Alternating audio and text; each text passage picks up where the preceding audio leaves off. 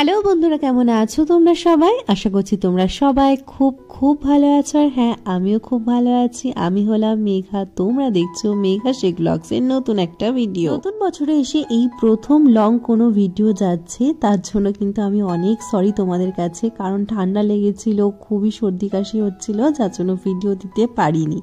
তো যাই হোক, এখন চলে এসেছি নতুন একটা ভিডিও নিয়ে। আর এটা কিন্তু 2024-এরই একটা ভিডিও, আর অনেক দিন আগে করা একটা ভিডিও। এখন বাজে সকাল 10টা মতন, চলে এসেছি ছাদে। আর স্নান টান আমার কিন্তু একদমই কমপ্লিট হয়ে গেছে। আর তোমরা তো জানোই সকালবেলা আমার দিনটা শুরু হয় না এই গাছগুলোকে না দেখে। তো সবার প্রথমেই চলে এসেছি গাছগুলোর আপডেট দিতে। আর এই যে দেখো কি সুন্দর আমার ধনেপাতা গাছ বেরিয়েছে, মানে নতুন নতুন চারা বেরোচ্ছে। তো এই যে নতুন চারা, এটা দেখে যে এতটা শান্তি লাগে যে মনে হয় যে পরীক্ষার ফল বেরোলে যেমন একটা রেজাল্ট পাওয়া যায়, ঠিক সেরকম। আর আজকে না আমার গাছে কয়েকটা উচ্ছেও হয়েছে। তো চলো সবার আগে উচ্ছেগুলোকে কেটে নিই, কারণ এইগুলো না নষ্ট হয়ে যাবে নইলে। এই দেখো পাকও ধরে গেছে, মনে হচ্ছে খেয়েই নিতে হবে আজকের মধ্যে, হয়তো ভাজা বা কোনো একটা কিছু সিদ্ধ টিদ্ধ করে খেয়ে নিতে হবে। আর উচ্ছে গাছগুলো আর মনে হয় বাঁচবে না, অনেক দিন হয়ে গেল। আর অনেকগুলো উচ্ছেও পেয়েছি জানো তো। এই দেখো টোটাল 8-10টার উপরেই পেয়েছি। আসলে আমার সমস্ত গাছগুলো টবে লাগানো, তো ওই জন্য ফলনটা আমি একটু দেরিতে পাই, বা ফলনও কম পাই তুলনামূলকভাবে। যদি এগুলো মাটিতে লাগানো হতো অনেক বেশি ফলন পাওয়া যেত।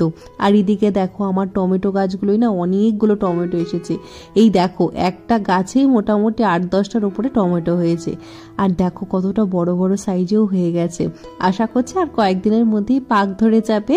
আর জানো তো এই এত হনুমানের অত্যাচারে না টমেটো গাছগুলো বাইরেই রাখতে পারি না। তো চলো ঝটপট নিচে চলে এসেছি এখন। আর আজকে দুপুরে রান্নাটা তাড়াতাড়ি কমপ্লিট করে নেব, কারণ বিকেলবেলা অনেক কাজ আছে, বেরোতে হবে, অনেক শপিং করার আছে। ও তোমাদের তো জানানোই হয়নি, সামনেই আমরা যাচ্ছি ঘুরতে, তো সেই জন্য অনেক শপিং করার আছে। আর আজকে থেকেই স্টার্ট হয়ে যাচ্ছে।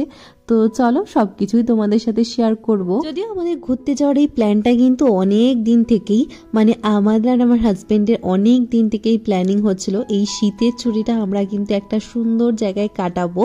তো সেই ভাবনা আর সেই কাজ শুরু হয়ে গেছে অলরেডি। তো এই তো আর কিছুদিনের মাত্র অপেক্ষা, তারপরে কিন্তু আমরা যাব। আর তোমাদের সাথে কিন্তু সমস্ত ভিডিও আমি শেয়ার করব, আস্তে আস্তে সমস্ত ভিডিও আসতে চলেছে। আর এই যে দেখো এদিকে আমার রান্না বান্নাও কমপ্লিট। আজকে দুপুরে করেছিলাম উচ্ছে ভাজা, সেই গাছের উচ্ছেগুলো সেইগুলোই। আর এর সাথে ছিল ফুলকপি তরকারি, আর এদিকে আছে মাছ ভাজা। আর আজকে রুই মাছ এনেছিল, যার জন্য আজকে আর ঝোল করলাম না।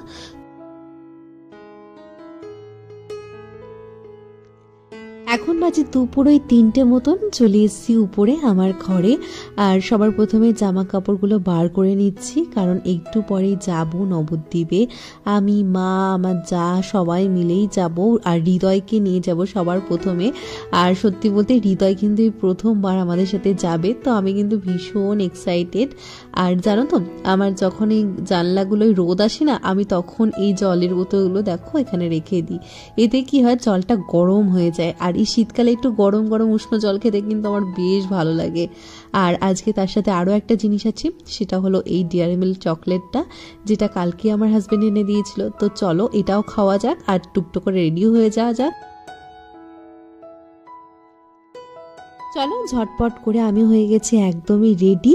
আর আজকের লুকটা করেছিলাম একদমই সিম্পল, কারণ অনেক হাঁটাহাঁটি করতে হবে। আর তাছাড়াও আমাকে এর উপর জ্যাকেট পরতে হবে, যদিও এখন এই ওড়নাটা নিয়ে স্টাইল করছি, মানে স্টোলটা নিয়ে স্টাইল করছি, বাট একটু পরে কিন্তু জ্যাকেট পরতে হবে। আর শীতকালে জানো তো এই জ্যাকেট পরলেই না যত সাজগোজ আছে সব মার খাওয়া যায়। আর চলো এখন যাই, তারপর তোমাদের সাথে সমস্ত কিছু শেয়ার করব। আর এই যে দেখো এই প্রথম হৃদয় আমাদের সাথে যাচ্ছে, নৌকা পার হচ্ছে। আর আমি আর আমার হৃদয় কিন্তু খুব এক্সাইটেড ছিলাম। হৃদয় এই প্রথম গঙ্গায় আসলো, আর জানো তো ও ভীষণ এক্সাইটেড হয়েছে। তার সাথে কিন্তু এত বড় নদী দেখে ও কিন্তু ভীষণই লাফালাফি করছিল, একবার ওর মাম্মামের কোলে, একবার ওর মার কোলে, আর একবার ওর দিদির কোলে। চারিপাশে শুধু দেখছে আর এপাশ ওপাশ করছে। দেখো আমাকে এখন জিভ ভাঙাচ্ছে, বুঝতে পারছো কত দুষ্টু দুষ্টু হয়ে গেছে।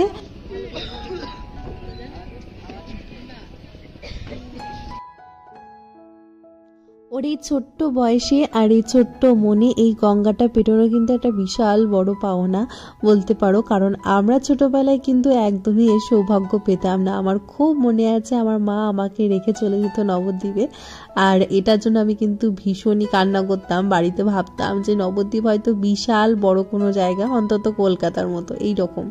তো অবশ্যই কল্পনার জগৎটা কিন্তু এরকমই থাকতো ছোটদের মনে। তখন ওই ছোট্টবেলায় ছোট্ট মনে এক বুক জল দেখাটাই অনেক বড় সৌভাগ্য ছিল। এখনকার দিনের মতো তো এত ফোন টিভির ছিল না চল, তো সেই জন্যই বলতে পারো আমাদের এইগুলো বড্ড আকর্ষণ করতো।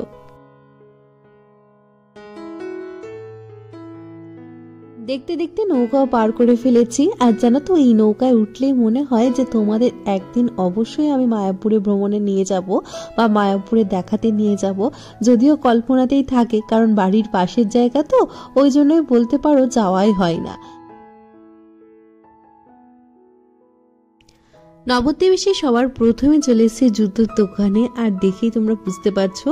আর জুতো দেখছি কম আর আমরা নিজের মুখ দেখছি বেশি, এখানে তো তোমরা বুঝতেই পারছো। আমি আর আমার যা দেখো শুধু নিজেকে দেখতেই ব্যস্ত, কারণ এখানে তো আমরা জুতো দেখতে আসিনি, এখানে হৃদয়ের জুতো কেনা হবে। আর দেখো যার জুতো কেনা হবে সে এখন দৌড়ে দৌড়ে বেড়াচ্ছে, মানে বুঝতেই পারছো যার যেটা নেশা সেটা তো করতেই হবে, তাই না? যেহেতু হৃদয়ের জুতো কেনা হবে তাই ওকে নিয়ে আসা হয়েছে।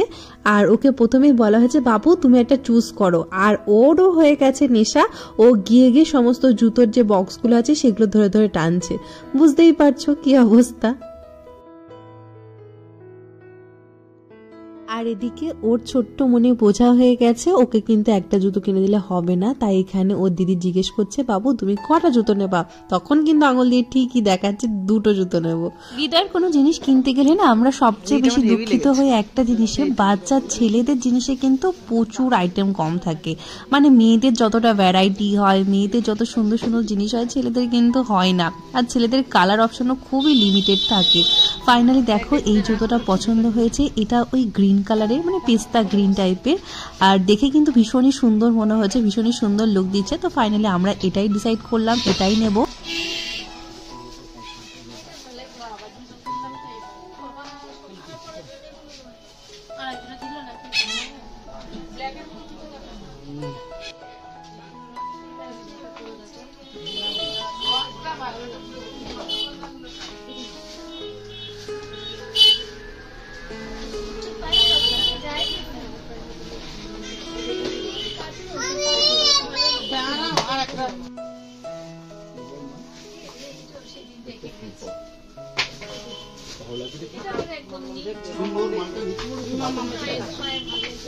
এই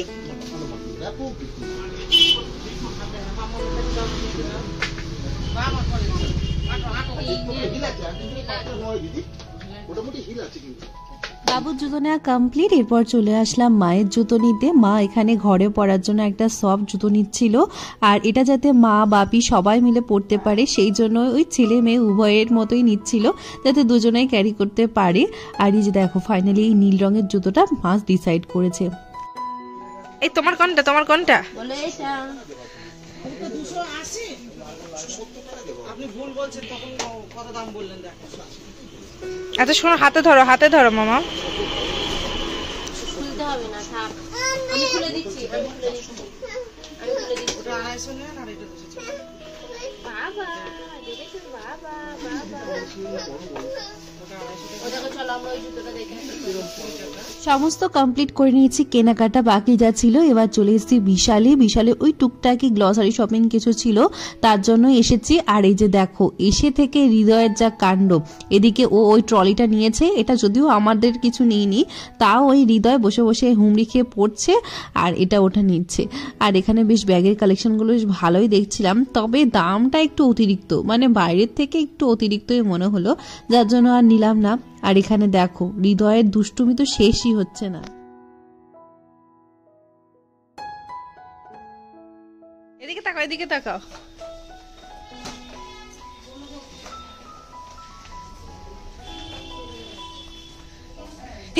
ওরে বাবা, ওটা ধরছো কেন?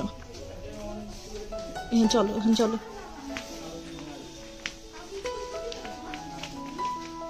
তাকাও তাকাও তাকাও, মামামের দিকে তাকাও।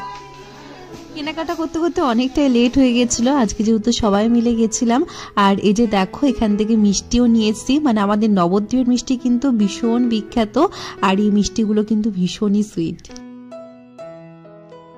আর এটা ছিল নেক্সট দিনের ভিডিও। নেক্সট দিন আমি যাচ্ছিলাম স্যালনে, এই প্রথম জীবনে বলতে পারো আমি স্যালনে গেছিলাম, আর সেখানে গিয়ে চুলের কিছু করব, তো সমস্ত কিছু কিন্তু তোমরা দেখতে পাবে কি কি করিয়েছি।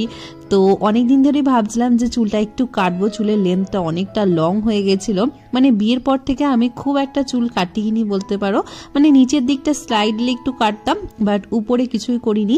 তো আজকে প্রথমবার ভাবলাম কিছু একটা করা যাক, তো হাজবেন্ডের সাথে সেই উদ্দেশ্যেই বেরিয়ে পড়েছি দেখো। আর এখন যাচ্ছি সোজা কৃষ্ণনগরে। কৃষ্ণনগরে কিন্তু চুলের ভালো ভালো স্যালন আছে, তো সেখানেই যাব আর কয়েকটা কিছু করাবো।